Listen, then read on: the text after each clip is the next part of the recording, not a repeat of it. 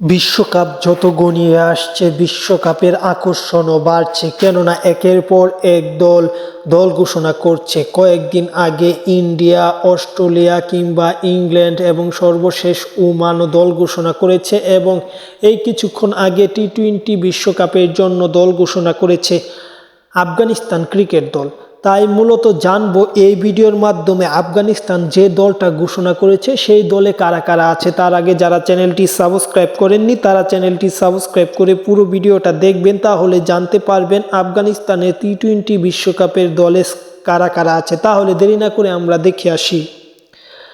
আফগানিস্তানের টি-20 বিশ্বকাপের স্কোয়াডে অধিনায়ক হিসেবে আছে রশিদ খান, আছে ইব্রাহিম জাদরান, তিনি হচ্ছেন সহ অধিনায়ক, আছে রহমতুল্লাহ গুলবাজ, তিনি হচ্ছেন উইকেট কিপার, মোহাম্মদ ইসহাক, তিনিও হচ্ছে একজন উইকেট কিপার, আছে সৈদিকুল্লাহ আতাল, আছে দারউস রাসুলি, আছে শহীদুল্লাহ কামাল, আছে আজমতুল্লাহ উমর জায়, আছে গুলবাদী নায়েবের মতো ক্রিকেটার, যাদের আপনারা সবে যে নামগুলো প্রায় শুনে থাকেন, কারণ বিশ্ব ক্রিকেটের বিভিন্ন লিগে এই নামগুলো প্রতিনিয়ত শোনা যাচ্ছে। আছে মোহাম্মদ নবী, নূর আহমেদ, মুজিবুর রহমানও এই দলে ফিরেছে, কিছুদিন আগে বাদ পড়া মুজিব ওই দলে ফিরেছে।